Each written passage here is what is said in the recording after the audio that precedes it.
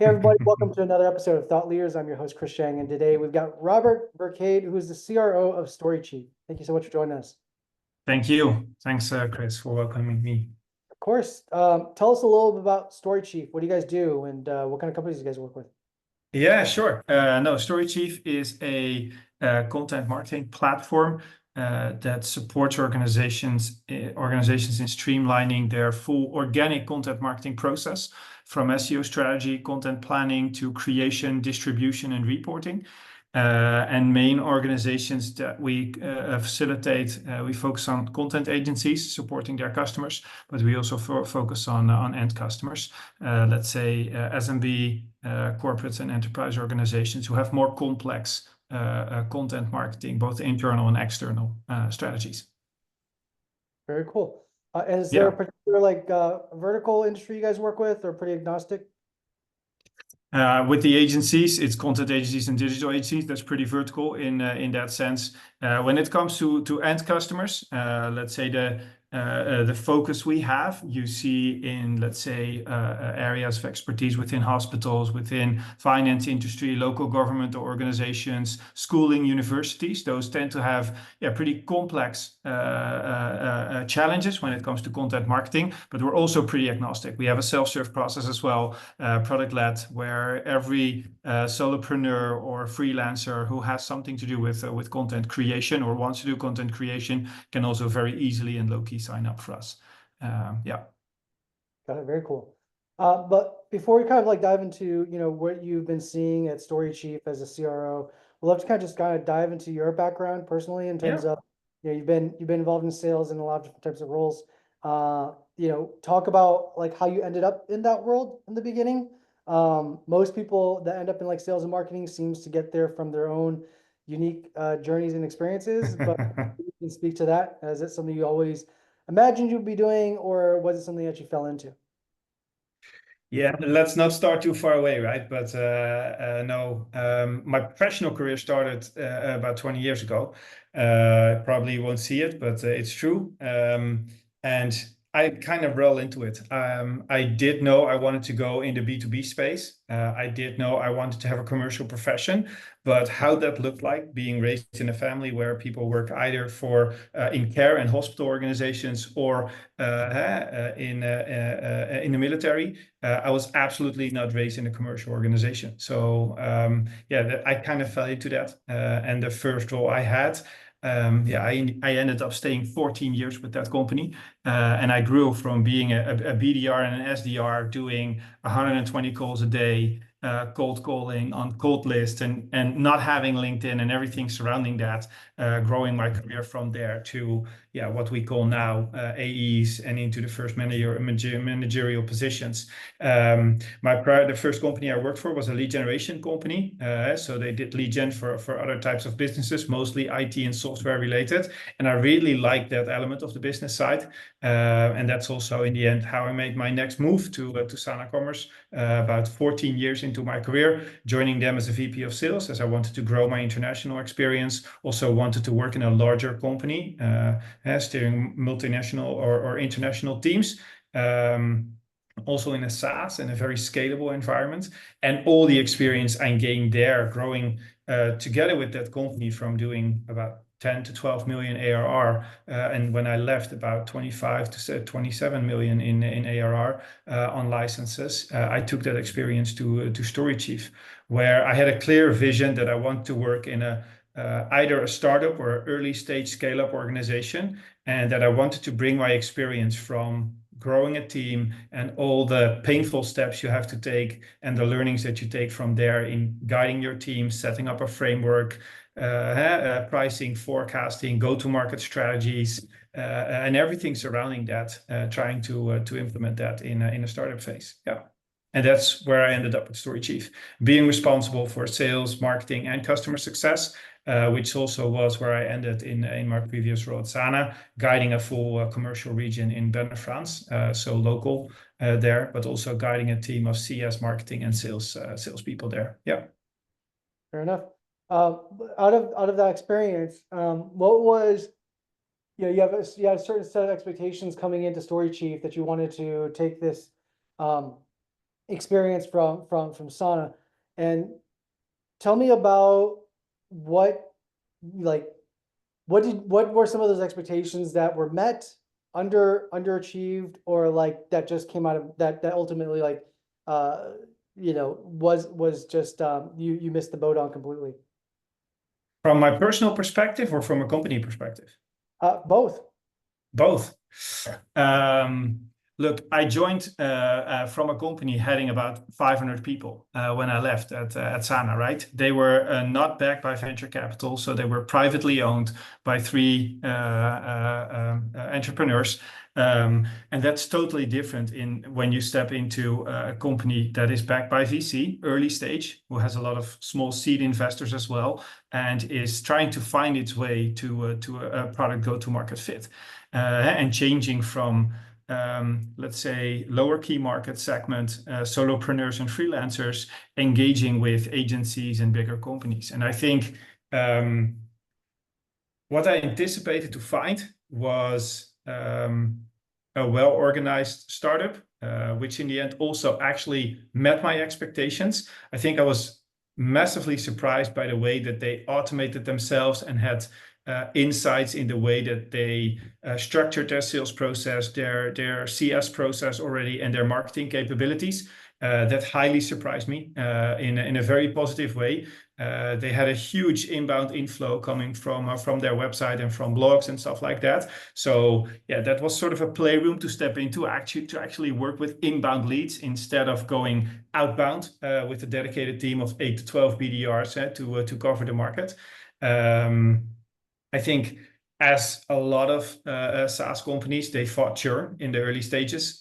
So that's something I anticipated already also during the early stages of my conversations with them. And that met my expectations, actually. And I think where I was challenged was in accelerating go-to-market, right? The product was there. We had a clear vision. We had a go-to-market activity already, but finding that perfect match between product and fit to the market, including price on that new audience that we wanted to attack, I think that's not negatively, but that challenged us. We anticipated to get that going in about 4 to 6 months, which, let's say, is starting to accelerate now. So that took us 3 to 4 months longer.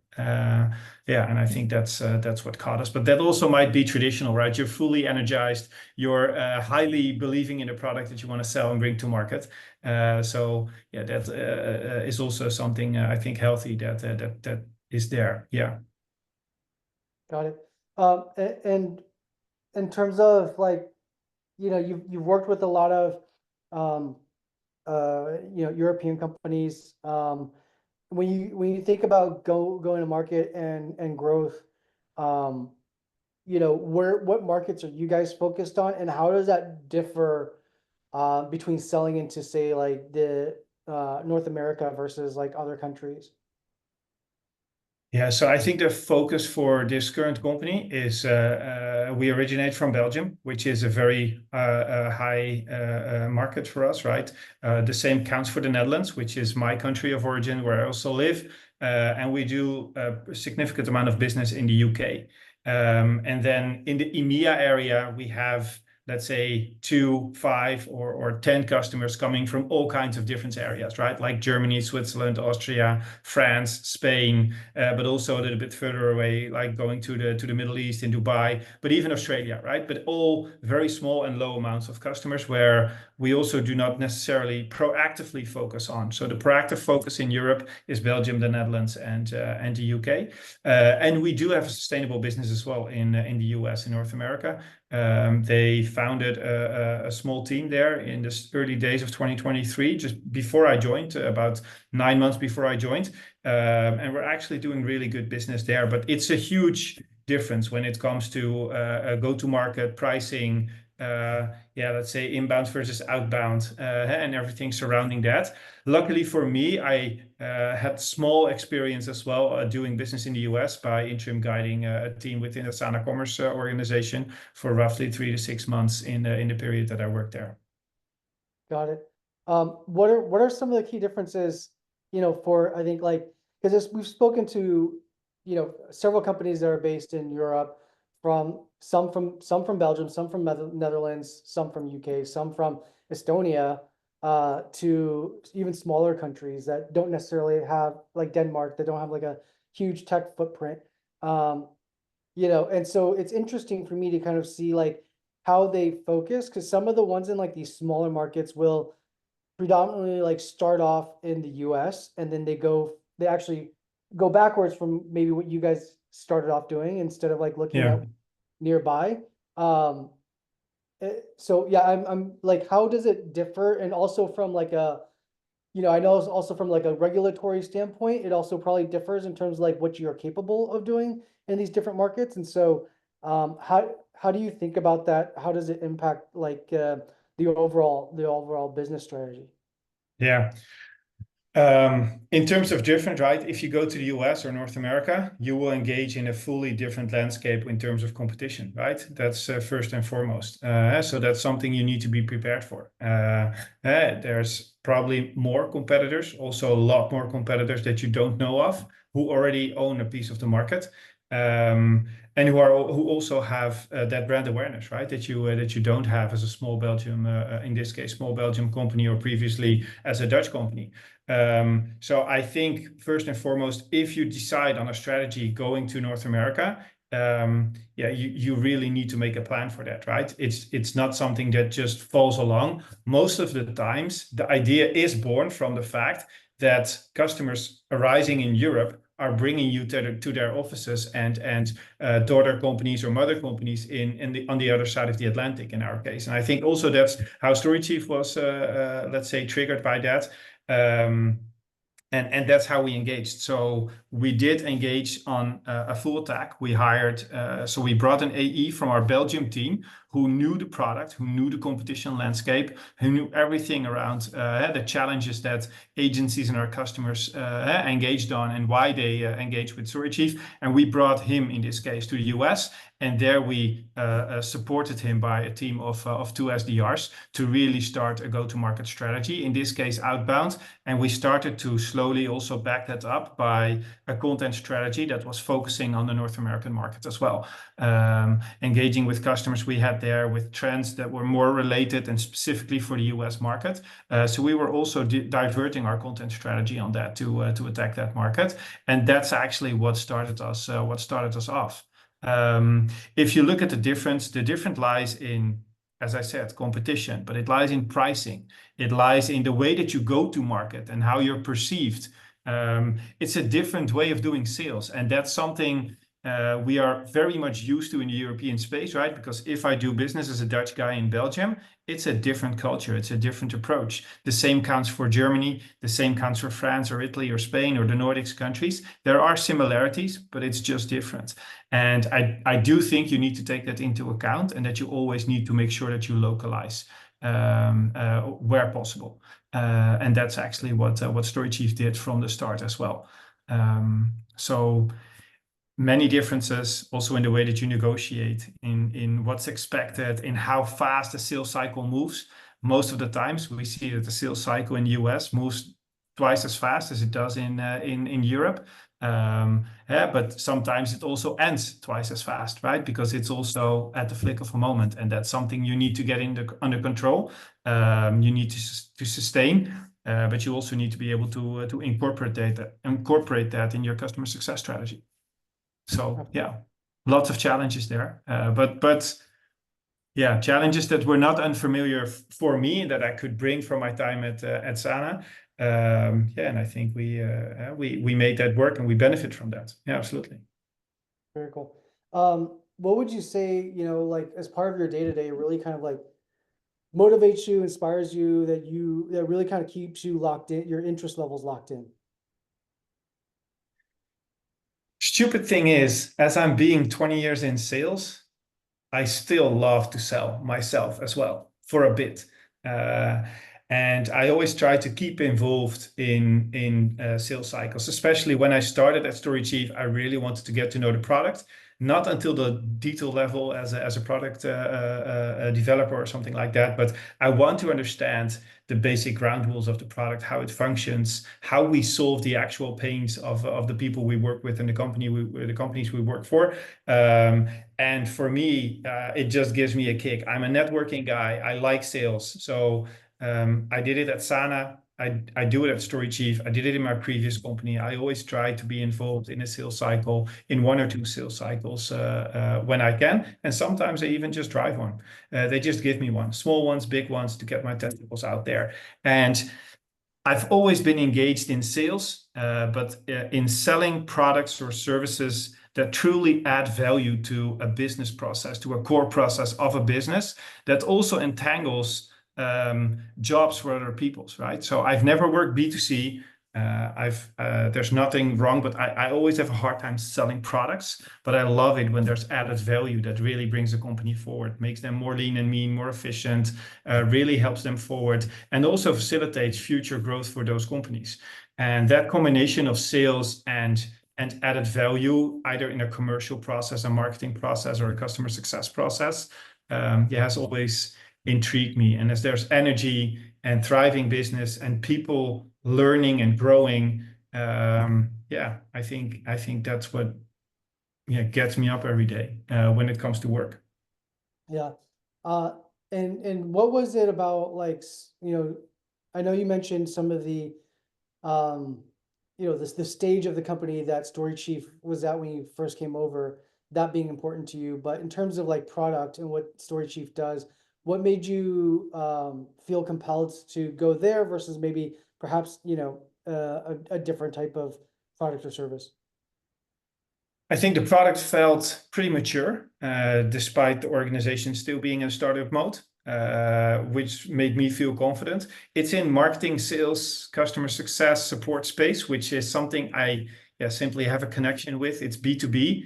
And one of the triggers I had as well is that in my first roles, I mostly sold either big projects, or we did lead gen for complex projects and consulting and things like that, or we sold services from being a lead generation company. Then at Sana, I wanted to engage more in SaaS, scalable. Everything that you sell can be delivered. Instead of when I worked in the lead generation company, I was always bound to, do we have the capacity and resources to also deliver what we have? And at StoryChief, I really focused on a little bit more fast-moving sales. So I'm not the enterprise sales guy. I'm not simply good at politics. I hate sales cycles pending for 12 to 18 months. And I think that's a really specialty case. And so I was looking for a product that could sell fast, that could scale also fast, and that lied within, let's say, the area of expertise that I was in: B2B sales, B2B marketing, B2B customer success. And that's what I found at StoryChief. And the funny thing is, what really impacted me is the impact that you can make with organic content marketing and the leads that you can provide. And that also cleared my mind when I started thinking about go-to-market strategies for other companies, and previously at Sana, and how we were challenged by getting inbound running. When I started StoryChief, I saw what they were doing, and I thought, that was exactly what we should have done. That's a big learning that I took also from making that step. It's a new perspective. Yeah, very cool. And we're running up on time, but just kind of a few last minute thoughts here. What are maybe some, macro environment variables that have impacted StoryChief's, growth trajectory, either in a positive or negative light? And I think, like, for example, especially in the US markets, we've seen a pullback of spending, or lower ACVs, longer sales cycles. We've seen more stakeholders be involved in the decision-making process. So I'm curious if you've noticed any of those things. Was that something that, still, because it's like you've been there just under a year, but like, is there been stuff that you already were, aware of, that the market was a little bit different than it has been in previous years where we saw this bull run in SaaS for like the greater part of a decade? And how do you adapt to that? Yeah, no, absolutely. I think I already saw that at Sana Commerce, and I think I already saw that, let's say about 2.5 years ago, we saw that tendency coming up, right? And I think that's covered the full SaaS markets. It's growth at all cost, that started to hit a wall, and especially also in the European area, we've had a huge amount of inflation, right? So price corrections, which also influenced, of course, salaries, yeah, let's say having the opportunity to hire or simply the need to fire people. And I think that's also something I saw at StoryChief, right? That was also the struggle that, yeah, let's say we needed to start working towards growing in a sustainable way, and leveraging ourselves towards, yeah, not necessarily profitability, but at least towards a break-even scenario. And I think that definitely also influenced the trajectory that I had, because you're starting to look at a P&L and at finance and at cost in a very different way, also in the way that you spend, and you're starting, especially in a startup, right, where cash burn is at the light of day. You really need to become effective. And at Sana, I already learned what it is to create compound impact, to do more with less. So that's actually where I started off with StoryChief in my journey, is having a look at how efficient are we as an organization when it comes to marketing, to inbound, outbound, to sales, and the conversion rates that we make, and how does that reflect into the team?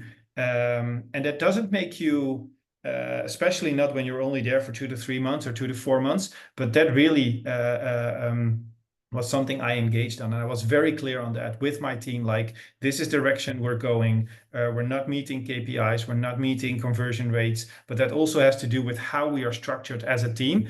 And that's what I'm going to change. And this is the route I'm going to embark on. This is the task that's been given to me. And in full transparency, I wanted to do that with the team, but I also gave them the opportunity to, yeah, to make their own decision whether they were willing to engage. And a couple of people decided they wanted to, and there were also 2 or 3 people who decided that it was not their journey, which is also fine, because then if you do that in a very nice, clear, open, transparent way, especially local regulations allows to do that in a fashionable way. Yeah, we really came out strong there, and yeah, that also really helped us in our go-to-market strategy.